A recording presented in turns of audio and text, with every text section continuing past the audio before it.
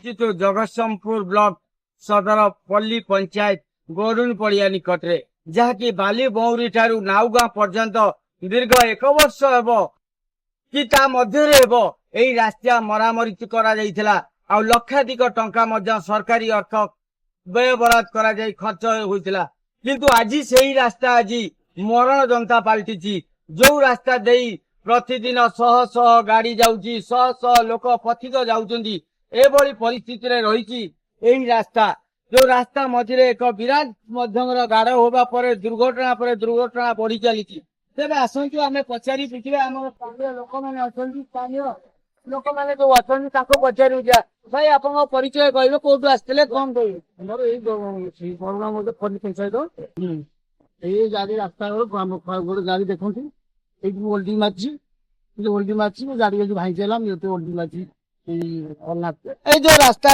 वर्षे हम मरामती करा जाई सरकारी अर्थ व्यवहार करा जाई कि रास्ता निर्माण होता आज ये मध्य रास्ता आज देखा मरण जनता पाल्टी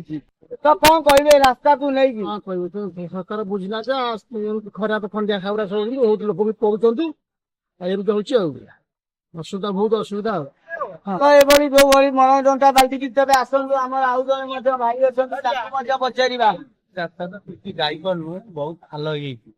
बहुत एक्सीडेंट भी दुर्घटना भी घटुची रास्ता आम देखी आम एपटे सब जावासिया करें भी देखु बहुत दुर्घटना घटुची आम नजर कौन कहे सरकार को आम अनुरोध कर रास्ता मरामती जिते जल्दी पे करूँ बहुत एक्सीडेंट रास्ता बहुत असुविधा भी हो आपन देखिथिले रास्ता रे जाउथबा पथिक माने मध्य तांकर प्रतिक्रिया रखिथिले तेबे आसंतु ए जो घटना स्थल रे बा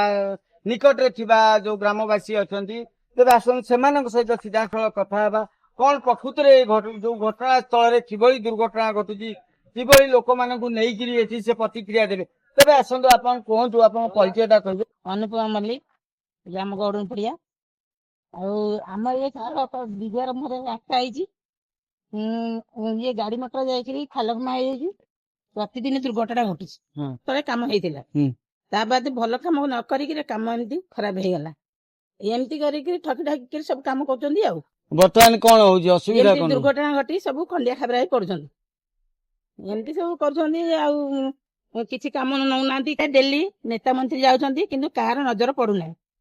अच्छा प्रतिदिन ये रास्ता देगी केते गाड़ी घोड़ा जाउची बहुत गाड़ी घोड़ा जाऊँ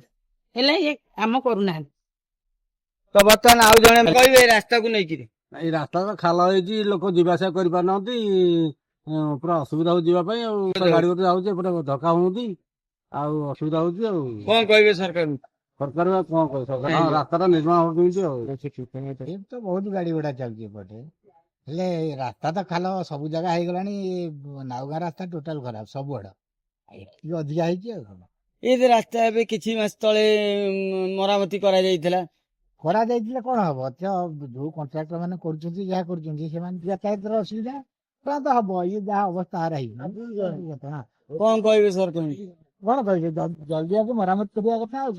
कौन कह आपण माने देखिले आमे जगतसिंहपुर ब्लॉक सदर पल्ली पंचायत गोडुन पड़िया निकट रे पहुंचीथिले आउ जो रास्ता बाली भौरी ठारू नाउगां जाइछि रास्ता शह शह गाड़ी प्रतिदिन चलीछि प्रतिदिन लोक माने जीवा आसीबा करूछन्ति प्रतिदिन गोडुन पड़िया निकट रे एक विराट गात होई दुर्घटना घटी चलीछि स्थानीय लोक माने उद्धार करी जगतसिंहपुर जिला स्वास्थ्य केन्द्र को पठाउछन्ति किंतु एठी एक प्रश्नवाची सृष्टि करिछि दीर्घ किछि मास तळे जो ठिकादार एठारे जो काम करिथिले बा